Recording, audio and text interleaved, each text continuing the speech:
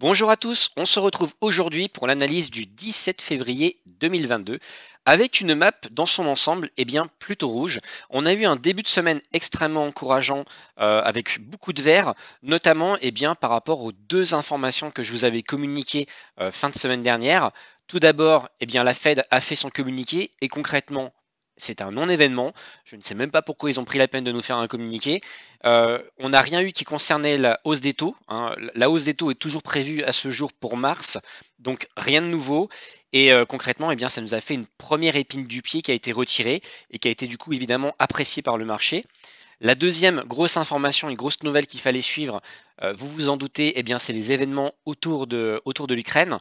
Et la Russie, début de semaine, a communiqué sur le fait qu'ils allaient retirer des troupes de la frontière ukrainienne. Donc ça a été évidemment plutôt apprécié par le marché. On leur retire d'un coup deux épines du pied. Et l'ensemble du marché, que ce soit le CAC 40, le SP500, le Nasdaq et évidemment la crypto-monnaie, a plutôt apprécié ces deux bonnes nouvelles et nous a fait une petite envolée verte début de semaine. En revanche, l'OTAN a communiqué il y a quelques jours, hier ou avant-hier, je ne sais plus trop exactement, que de leur côté, ils n'ont vu aucun mouvement de la part des troupes russes. Et évidemment, lorsqu'ils ont communiqué cela, le marché, lui, par contre, n'a pas du tout apprécié. C'est de nouveau un petit peu renfermé sur lui-même, on va dire, et ça a corrigé dans la foulée. Donc là, actuellement, on est tout simplement encore en train de subir cette petite correction, et c'est pour cela que la map est, dans son ensemble, on va dire, plutôt rouge. Aujourd'hui, en termes d'analyse, j'avais envie de vous expliquer un peu les deux mouvements, les deux scénarios possibles qui vont très probablement pouvoir arriver dans un avenir très proche. Alors, je rappelle quelque chose. Avant de vous présenter les deux scénarios et de vous présenter les deux targets, on va dire, de ces scénarios, je veux absolument vous rappeler quelque chose. Je vous avais expliqué, et ça reste toujours vrai, que les deux signaux à surveiller pour nous confirmer si nous repartons vers un mouvement à la hausse ou un mouvement à la baisse, c'est la cassure de ce range. C'est-à-dire casser ce premier arrêt qui correspond au premier arrêt de cette descente nous confirmerait que concrètement, dans un premier temps, nous arrêtons le mouvement baissier, ou bien perdre le premier arrêt qui correspond à cette montée c'est-à-dire le bas du range, qui concrètement signifierait que l'on arrête dans l'immédiat de monter, donc plutôt un mouvement baissier. Et c'est toujours vrai, ce signal est toujours vrai. Et comme vous pouvez le voir, tout de suite maintenant, au moment où je tourne cette vidéo, nous sommes globalement au milieu. Donc celui qui va vous annoncer demain ça monte, demain ça baisse, clairement il est en train de vous faire un beau tirage au sort. Il en a encore aujourd'hui strictement aucune idée. Donc la première chose à bien comprendre et à bien retenir, c'est quel est le signal que vous devez surveiller pour déterminer si nous sommes vers un mouvement haussier ou un mouvement baissier. C'est la cassure de ce range. Pour le moment, ce n'est pas fait. Donc on ne peut pas encore dire ça part à la hausse ou ça part à la baisse. Par contre, on a un peu de nouveauté. On a un peu de nouveauté parce qu'on commence à avoir des formes chartistes qui se dessinent. Et donc concrètement, en fonction du mouvement haussier ou du mouvement baissier, aujourd'hui, on commence à pouvoir percevoir des targets possibles de prix. Voilà, c'est ça qui est un peu la nouveauté et c'est ce que je voulais vous expliquer. La troisième information, et on va le voir un peu plus tard, c'est que nous sommes très bientôt en fait comment dire, à pouvoir déterminer quelle va être la forme chartiste qui va être réalisée et donc très probablement la cassure de ce range. Donc ce range a duré maintenant, là nous sommes en daily depuis globalement quasiment une semaine, hein, et je pense que d'ici quelques jours, on devrait casser ce range. À la hausse ou à la baisse, je ne peux pas vous le dire, moi personnellement je ne vois pas le futur, mais par contre, on devrait normalement casser ce range dans les jours qui viennent, au vu de la dynamique et au vu des formes chartistes qui se dessinent. Alors, regardons un peu justement les formes chartistes qui se dessinent et du coup les scénarios que cela entraîne. On va commencer par le plus pessimiste, on va dire, le scénario baissier. Tout simplement, nous sommes en train de dessiner un M avec une ligne de coup qui est ici, grosso modo, à 41 550. Donc, si jamais nous continuons de descendre, et pour le moment nous sommes plutôt en train de descendre, hein, si nous continuons de descendre et que nous clôturons en dessous des 41 550, nous aurons dessiné un M. Et ce M, vous le savez, concrètement, c'est significatif d'un mouvement baissier, puisque la plupart du temps, les gens, quand ils vont observer un M, ils s'attendent justement à un retournement de tendance, ils vont fuir et il va y avoir des ventes. Donc, si nous clôturons en dessous de 41 550, il est très probable que les ventes s'accélèrent et que du coup, nous réalisions la target de ce M. Alors, comment calculons-nous la target d'un M? Pour rappel, c'est relativement très simple.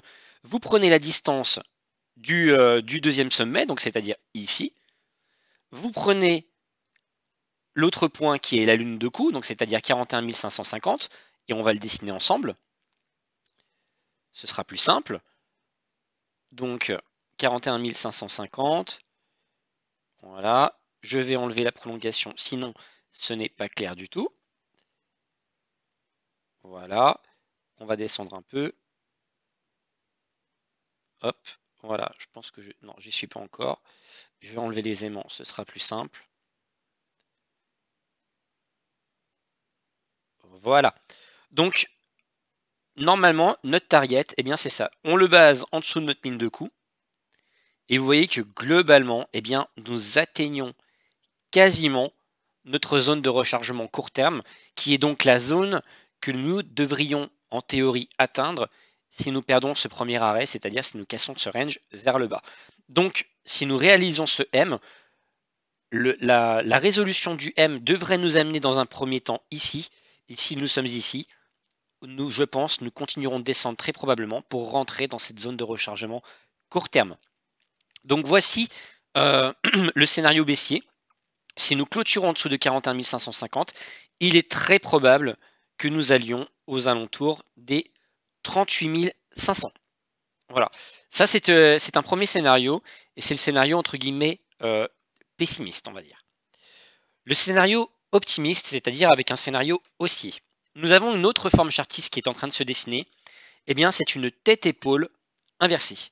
Nous avons une première épaule ici, une tête ici, et une deuxième épaule ici. Concrètement, aujourd'hui, nous l'avons déjà validé, puisque vous voyez, la clôture sur cette mèche-là a bien été au niveau de la ligne de coup. Donc cette forme chartiste a été validée.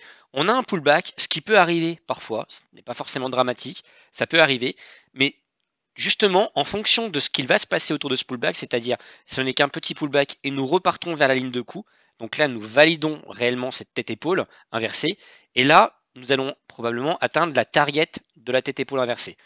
Si en revanche, eh bien, nous ignorons complètement cette tête-épaule inversée et que nous continuons de descendre, nous retournons du coup vers le scénario que je vous ai présenté précédemment, c'est-à-dire le M. Alors, comment calculons-nous bien, la target d'une tête-épaule inversée? C'est très simple. Vous prenez la ligne de coup, donc qui est globalement ici. On va en dessiner une. Je vais prendre une ligne horizontale. Globalement, la target de la tête-épaule, elle est ici. Ici, voilà. Très bien. Je vais dessiner ensuite une droite de tendance entre cette ligne de coup et notre tête. D'accord? Et de la même manière, eh bien, nous reportons cela. Et là, qu'est-ce qui se passe? Comme par hasard, nous atteignons notre zone de rechargement long terme, c'est-à-dire que je vous avais dit que si nous cassons le range à la hausse, le plus probable sera d'atteindre notre zone de rechargement long terme. Donc, on voit clairement, eh bien, et c'est, je pense, assez intéressant, une double validation, on va dire, de ces deux zones de rechargement. Donc, à ce jour, je vous le répète, je ne suis incapable, et personne d'ailleurs ne sera capable, de vous dire si nous allons à la hausse soit à la baisse. Nous devons attendre la résolution soit de ce M, mais d'une manière beaucoup plus précise. Ce que je vous invite à faire, c'est surtout de vérifier ce range et la cassure de ce range. Si nous le cassons à la hausse, il sera donc très probable que nous allions ici, puisque d'une part, nous cassons le premier arrêt, donc le plus probable est d'aller dans la zone de rechargement long terme. Et en plus de cela, nous aurons du coup validé la tête-épaule inversée, qui nous amène également vers cette zone de rechargement long terme. Donc ça nous fait deux bonnes raisons de penser que nous atteindrons les 55 000 $ si nous arrivons à casser ce premier arrêt. Et de la même manière, Nous avons vu que si nous formons bien un M, le M nous amène juste au-dessus, hein, on l'a vu tout à l'heure, de la zone de rechargement court terme. Et je pense que nous continuerons légèrement la baisse pour pouvoir atteindre justement cette zone de rechargement court terme, c'est-à-dire aux alentours des 38 000 $. Donc il est bien important aujourd'hui de continuer de surveiller ce range. Et je pense, c'est ce que je vous disais en introduction un peu de cette vidéo, c'est que la résolution de ce range, elle est quand même globalement pour bientôt.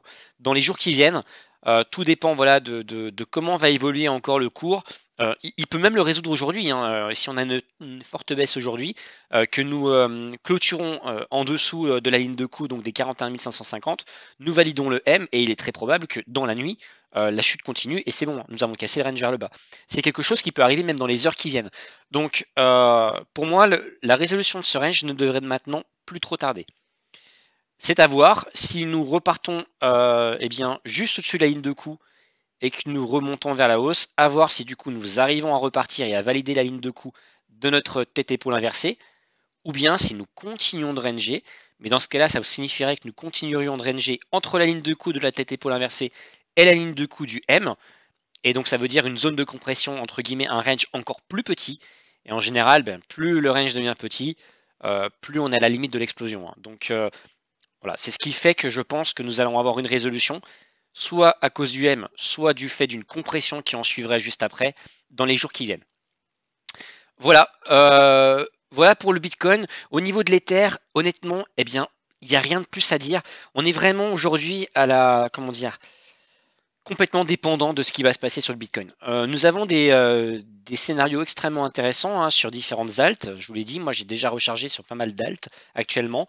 Mais voilà, pour le moment, ça sert vraiment à rien d'essayer de faire du trading court terme, en tout cas, sur la crypto-monnaie, et globalement, je dirais même l'ensemble du marché, tant que nous n'avons pas résolu tout cela, et notamment, eh bien, je pense surtout avoir finalement, d'un point de vue macro, clarifié la situation en Ukraine, qui va nous permettre eh bien, de tous nous rassurer et de réenvoyer, on va dire, un mouvement haussier, ou bien au contraire de nous stresser, de nous inquiéter un peu plus et de nous entraîner vers un mouvement baissier. Voilà.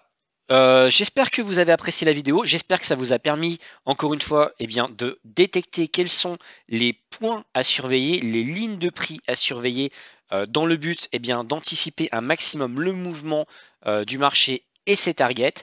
Et que grâce à cela, eh bien, vous allez pouvoir réussir au mieux vos entrées si vous souhaitez faire de l'investissement long terme, voire éventuellement eh bien, de lancer quelques trades court terme si c'est votre objectif. Merci beaucoup à vous. N'hésitez pas à vous abonner et à like la vidéo si vous l'avez appréciée. Et je vous souhaite à tous une excellente journée. Ciao!